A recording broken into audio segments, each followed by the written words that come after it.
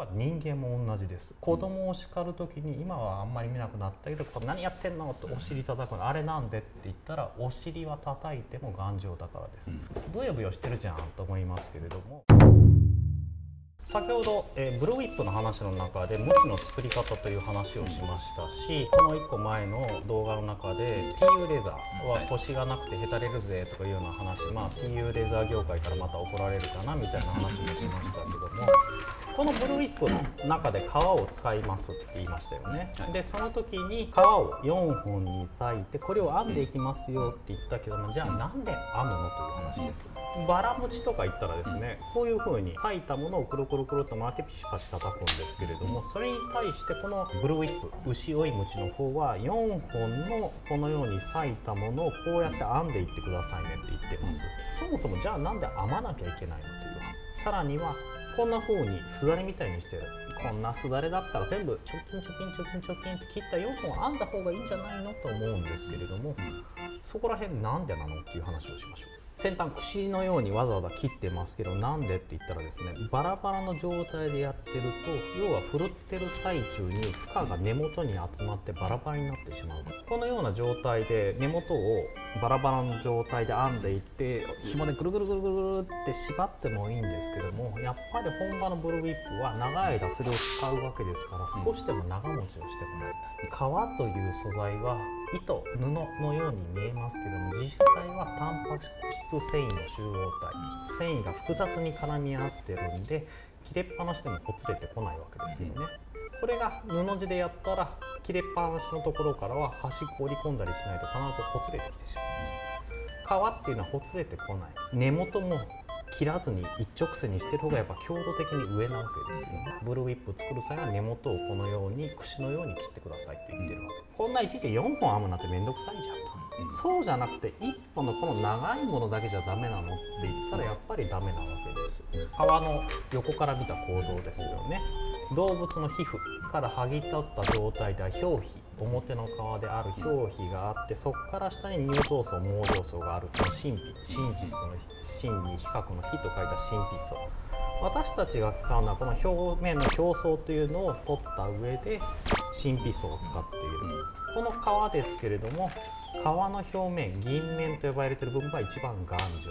下のここの部分どんだけ分厚くても毛状層、要は柔らかい部分なわけですよね。この表面の銀面と言われるものが一番頑丈ですけれども、ムチを編まないで1本で使っていると、表面の強いところと弱いところが混在するわけですよね。でこれで振るっている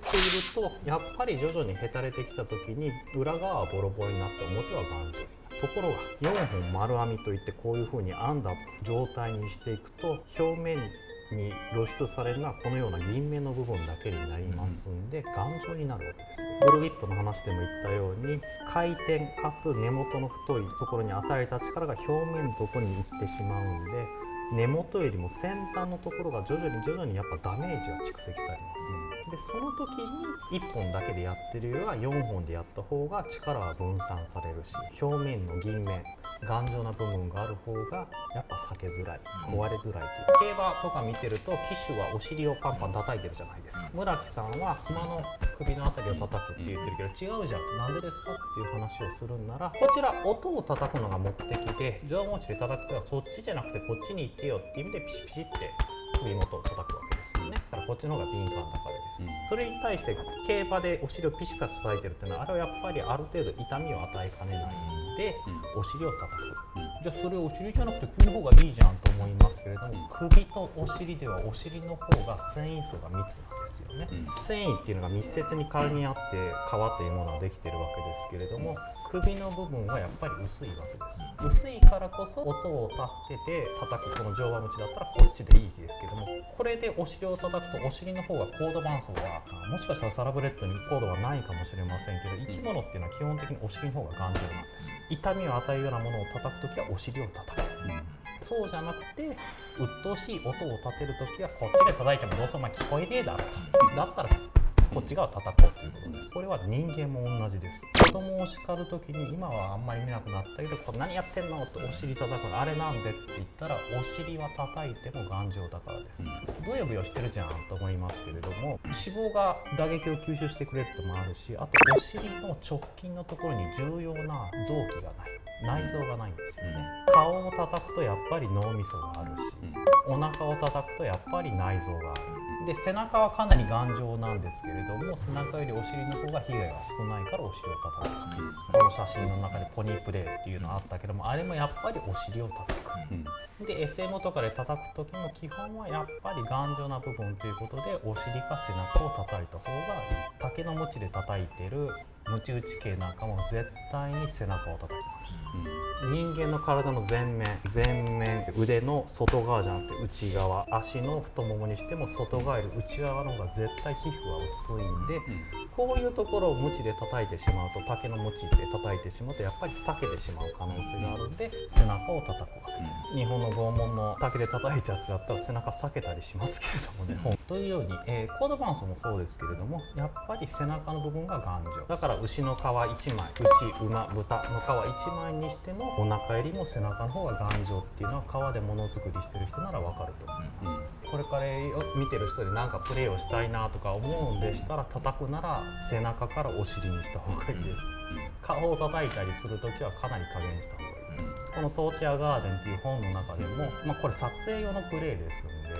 これあとろうそくプレーの話とかになっちゃうから多分やめといた方がいいと思うんで、ろうそくプレーとかもね、体の、あれ低温ろうそくっていう特殊なものを使ってるんですけど、やっぱり背中と腕の内側では全然違うというような話にもなります。基本的に動物っていうのはやっぱ外側部分の方が頑丈っていうのを覚えておいたら損はどういう時に得するのかわからないですけれども、損はないし、革製品にしてもそうですよね。お腹より背中の方が頑丈ですよっていう。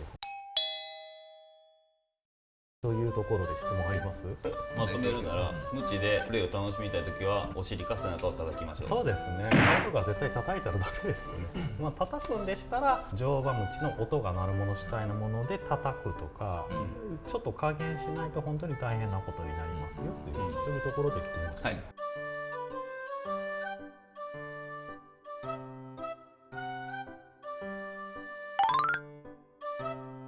無知って深いですね。深いな、歴史があるもんな。無知深い。